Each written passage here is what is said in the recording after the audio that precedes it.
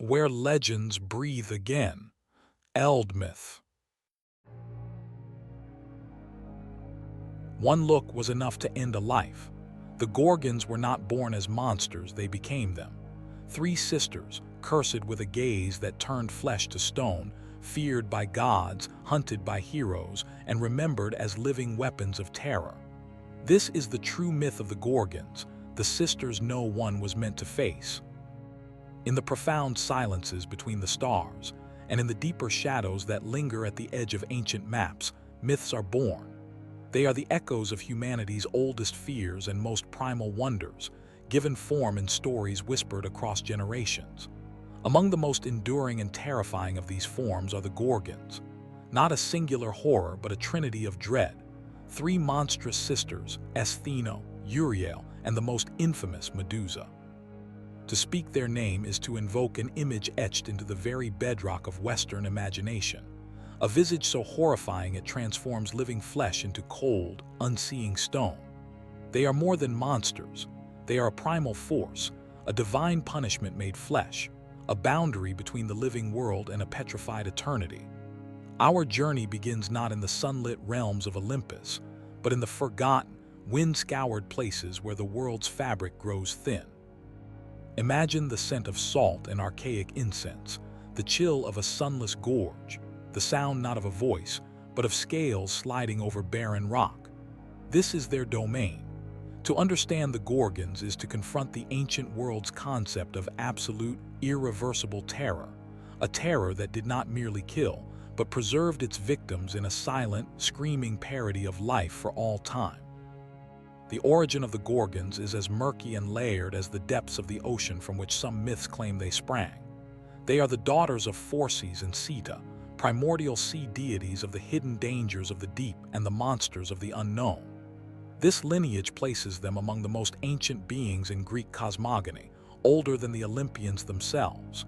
They are kin to the Gree, the gray-haired crones who shared a single eye and tooth, and to Ladon, the hundred-headed dragon. They belong to the Phorcides, a brood of monsters that represent the chaotic, untamable, and horrifying aspects of the natural world that the civilized Greek mind sought to explain and control. Their very existence is a testament to an older, wilder stratum of belief, where divinity was not always beautiful or just, but could be as capricious and terrifying as a typhoon or an abyssal trench. Their names hold power: Stheno, the mighty; Euryale, the far-leaping; and Medusa, the queen or guardian. These are not the names of mindless beasts, but of potent, defined entities. They were, in the earliest tales, always monstrous, born with claws of bronze, golden wings that could blot out the sun, and serpents for hair that writhed and hissed with a life of their own. Later poets, however, wove a more tragic and complex tale for Medusa, one that would forever separate her from her immortal sisters. In this version, she was once a breathtakingly beautiful mortal priestess, serving Athena in her temple. Her hair was her crowning glory, a cascade that rivaled the goddess's own.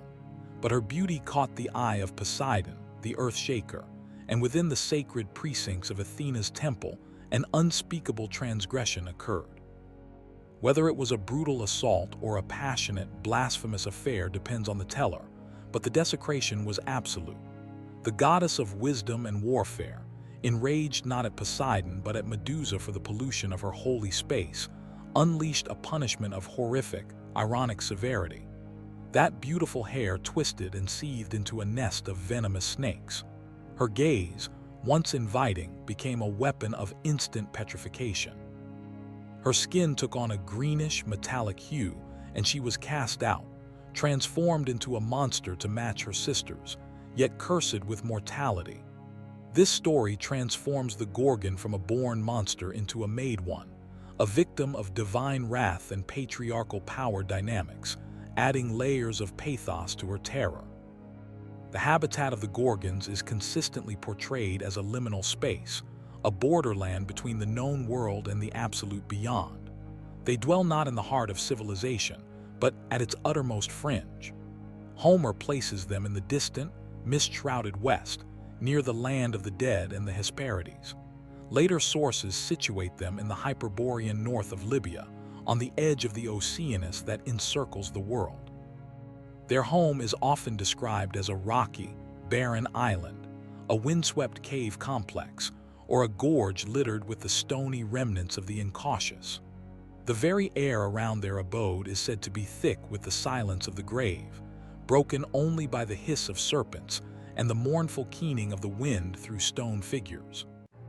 The ground is a gallery of horror, populated by statues of astonishing realism and anguish, birds frozen in mid-flight, lions captured in a permanent snarl, and heroes with shields raised in a defense that came a heartbeat too late. This petrified garden is their territory's warning sign, a testament to their pervasive, inescapable gaze. To visualize a Gorgon, particularly Medusa as the archetype, is to assemble a masterpiece of anatomical terror. She is often depicted as a winged humanoid, but any semblance of humanity is a cruel trick. Her skin is described as scaly or having the luster of tarnished bronze, tough enough to turn aside blades. From her head erupts a pulsating mass of live serpents, adders, asps, and vipers, their forked tongues tasting the air, their lidless eyes gleaming with a malice of their own. Her own eyes are the core of her power, sometimes described as glowing with a baleful green or yellow light, sometimes as wide, staring orbs that hold a swirling, chaotic vortex. Her mouth might be lined with boar-like tusks, and her hands end in sharp, metallic claws. In some vase paintings, she is depicted in the archaic Gorgonian pose, knelt, with a wide, grimacing face, protruding tongue, and snakes radiating like a horrific halo. Her wings, great leathery or feathered appendages, speak of a terrifying mobility. She is not a creature confined to the ground. The combination is a synesthetic nightmare. The sound of hissing, the sight of writhing forms, the imagined cold touch of scales, and the overwhelming, paralyzing visual curse. The behavior of the Gorgons, particularly the immortal sisters Stheno and Euryale, is that of eternal guardians and relentless forces of nature. They are not mindless hunters roaming for prey, but the sentinels of their cursed realm. Their primary activity is one of dreadful observation. Imagine them perched on their cliffs or lurking in their cave mouth, their terrible gaze sweeping the approaches. They do not need to chase. Any who look upon them are already lost. The myths speak of their piercing, inhuman cries, a sound that could shatter glass or freeze blood. When provoked or when their domain is breached, they can move with terrifying speed, their wings carrying them in a deadly swoop. Their touch is said to be as lethal as their gaze, with claws capable of rending bronze. For Medusa, the mortal sister, there might have been an added layer of tragic consciousness. Was she aware of her curse?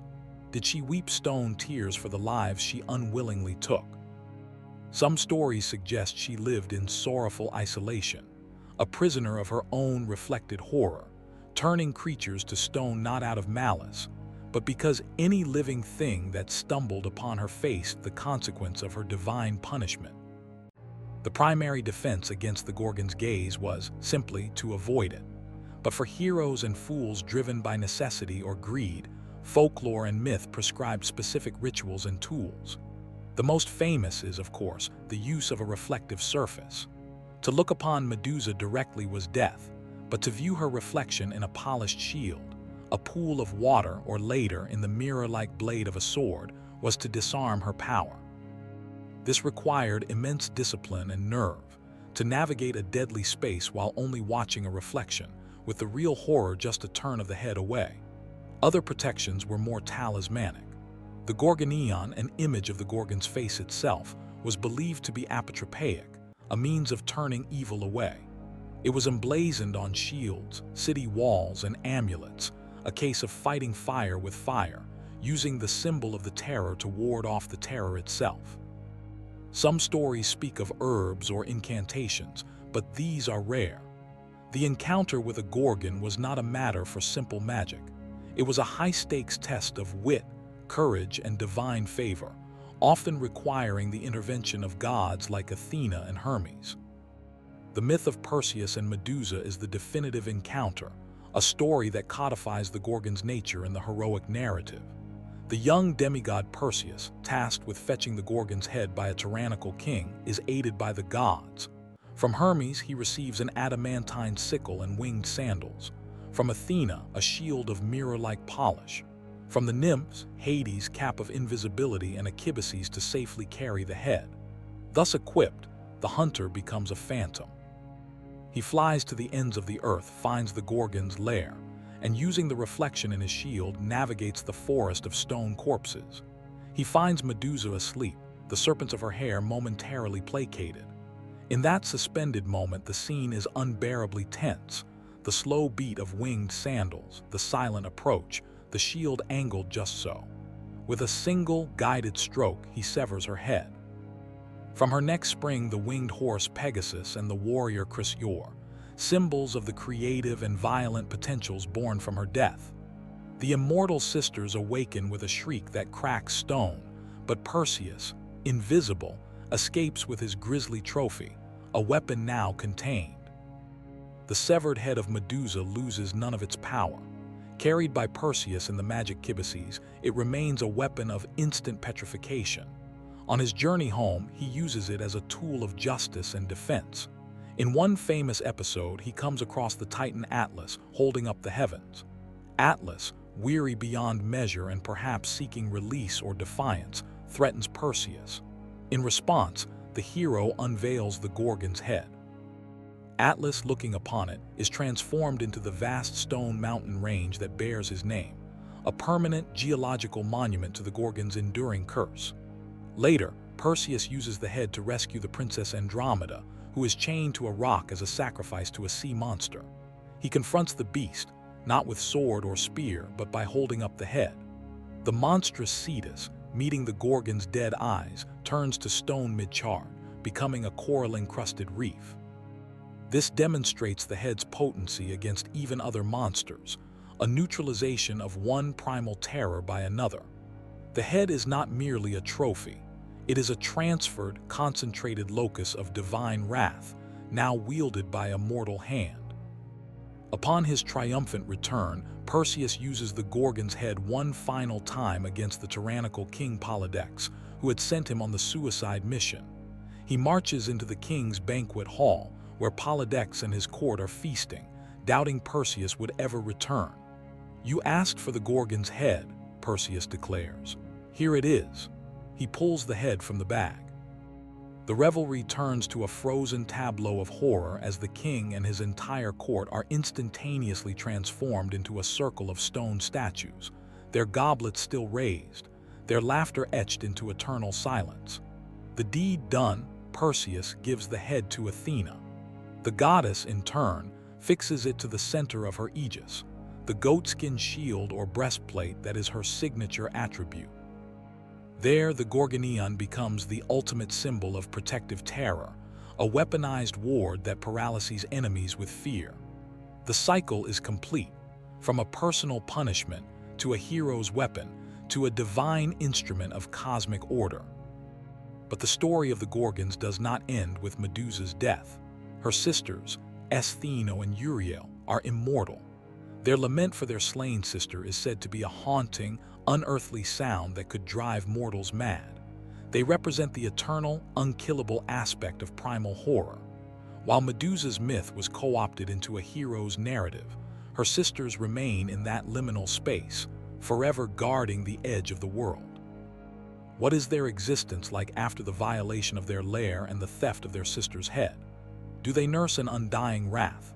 Or do they retreat deeper into mystery, becoming even more remote legends? They are a reminder that not all monsters can be slain.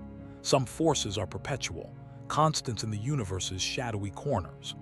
Their continued existence in myth suggests a horror that civilization can push back, contain, or even exploit, but never fully eradicate. They are the enduring echo of chaos that underlies the ordered cosmos. The symbolic meaning of the Gorgon is multifaceted. On one level, she is the ultimate pharmakos, the scapegoat or the cursed one who bears the pollution of a community.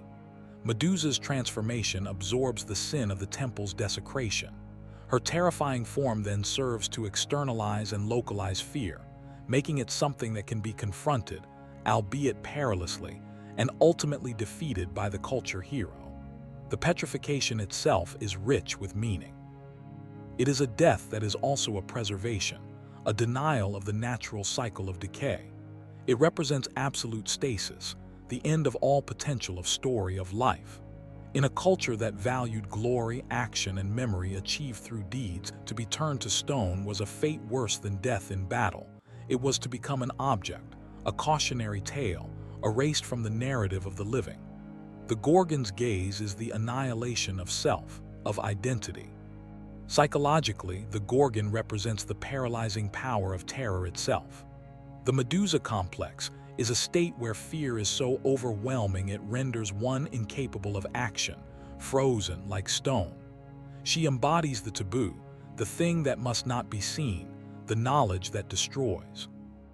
In a patriarchal context, as explored by modern scholars like Sigmund Freud and later feminist theorists, the Gorgon's head with its serpent hair has been interpreted as a representation of castration anxiety, the terrifying, petrifying sight of female genitalia, and by extension, female power and difference. Conversely, feminist reclamations see Medusa as a symbol of justified female rage against violation and oppressive patriarchal gods. Her snakes are not merely monstrous but symbols of primal wisdom and rebirth. She is the vengeful incarnation of a wronged woman's fury, her gaze no longer a curse but a protective, annihilating force against predators. Beyond the Perseus cycle, Gorgons and Gorgonaea appear throughout Greek myth and art. They are apotropaic guardians, their faces carved on temple pediments, shield devices, and door lintels to ward off evil. In the Odyssey, the ghost of the Gorgon is mentioned as a terror of the underworld. The hero Heracles is said to have received a lock of Medusa's hair, which retained protective powers, in a jar from Athena, which he gave to the city of Tegea to safeguard it from attack. The mere possession of a relic connected to the Gorgon was considered a potent talisman. These scattered references paint a picture of a creature whose influence permeated Greek thought, not just as a monster to be slain, but as a pervasive spiritual force, a danger to be managed, a power to be harnessed, a symbol to be deployed for protection. She existed in a constant state of being both repelled and utilized by the civilization that feared her. The Gorgon's connection to the natural world is profound.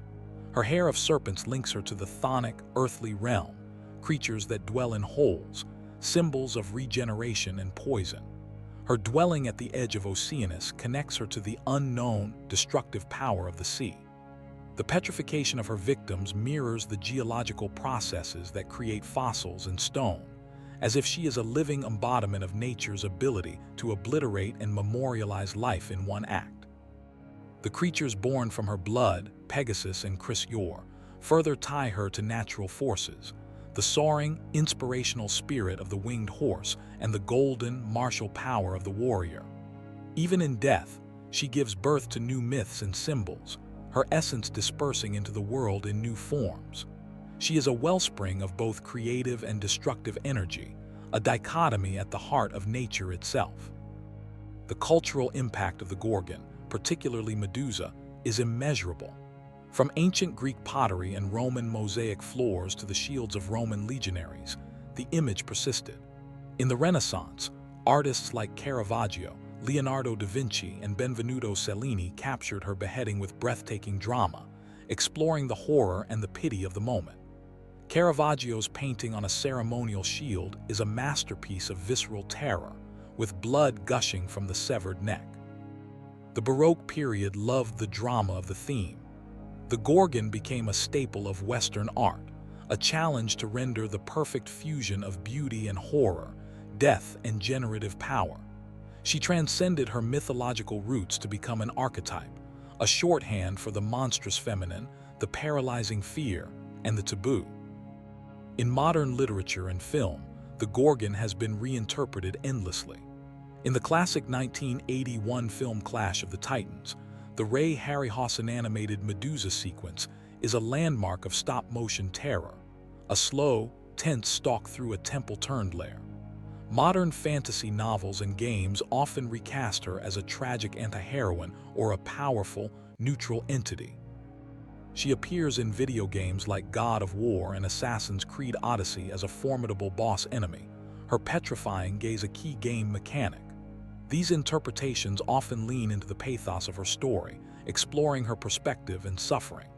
She has become a symbol for survivors of trauma, their rage and isolation made mythic. The modern Medusa is frequently a figure to be understood, even empathized with, rather than simply slain. The Gorgon's evolution in popular culture reflects our changing relationship with monstrosity. Where ancient myths used monsters to define the boundaries of the human and the heroic modern narratives often deconstruct those boundaries. We ask, who is the real monster? The violated woman transformed into a beast, or the gods who punished her? The hero sent to kill her, or the king who demanded it? The Gorgon's story is now a lens through which we examine power, justice, victimhood, and rage. She is a canvas for our contemporary anxieties about gender, trauma, and the other. Her enduring appeal lies in this flexibility. She can be the ultimate horror, the ultimate victim, or the ultimate avenger, depending on the needs of the story. Scientifically, some have proposed real-world inspirations for the Gorgon myth. The petrifying gaze could be an exaggeration of the paralyzing fear induced by certain large predators or venomous snakes whose bite causes rigid paralysis. The Gorgon's face has been linked to the hallucinations brought on by ergot poisoning or other toxic substances. The fossilized remains of prehistoric creatures, emerging from cliffsides, could have been interpreted as the stone victims of a petrifying beast. The Mediterranean region has accounts of the horned viper, whose stare was believed to be deadly. These natural phenomena, filtered through the lens of pre-scientific understanding and amplified by storytelling, could have coalesced into the iconic form of the Gorgon. She is a myth born from a kernel of observed reality, inflated to cosmic proportions by human dread and imagination. What does the Gorgon teach us about the ancient Greek worldview? She represents the acknowledgement that the universe contains irreducible, irrational horrors. No amount of courage or strength can overcome her gaze. It requires cunning, divine aid, and indirect approach. She is a problem that cannot be solved through direct confrontation, a lesson in lateral thinking. Her existence also underscores the Greek belief in the capriciousness of the gods and the terrible consequences of their disputes falling upon mortals. Medusa's story is a cautionary tale about the sacred and the profane, about the dangers of attracting divine attention, whether through beauty or transgression. The Gorgon is the embodiment of hate, the ruinous folly or blind rage sent by the gods that leads to destruction. In the end, the three Gorgon sisters, Stheno, Euryale, and Medusa, form a complete trinity of terror. Stheno, the mighty, represents the sheer, brute, immortal force of the monstrous. Euryale, the far-leaping, embodies the pervasive, inescapable reach of that horror. Medusa, the queen, the mortal one, symbolizes the tragic, intimate, and knowable face of that terror, the one with a story that invites pity amidst the fear. Together, they are a multifaceted representation of the unknown and the feared. They are the storm on the horizon, the deep-sea leviathan, the fatal glance, the consequence of divine wrath, and the petrifying power of absolute shock. They are the monsters we create to name the unnameable anxieties of existence. As our exploration draws to a close, we find that the Gorgon has never truly been confined to her distant island. She lives in the architecture of our banks and courthouses, where Gorgonea still sometimes adorn the stonework, a remnant of ancient protection. She lives in our language, in the word gorgonize, meaning to paralyze or hypnotize with a stare. She lives in the collective unconscious, a ready symbol for that which petrifies us with fear. The myth has traveled through millennia, adapting, shifting, but never losing its core power. It speaks to a universal human experience. The moment we encounter something so shocking, so terrifying that we feel frozen, turn to stone from the inside out. The Gorgon is that feeling made flesh and myth. So do the Gorgons still watch from some forgotten edge of our world?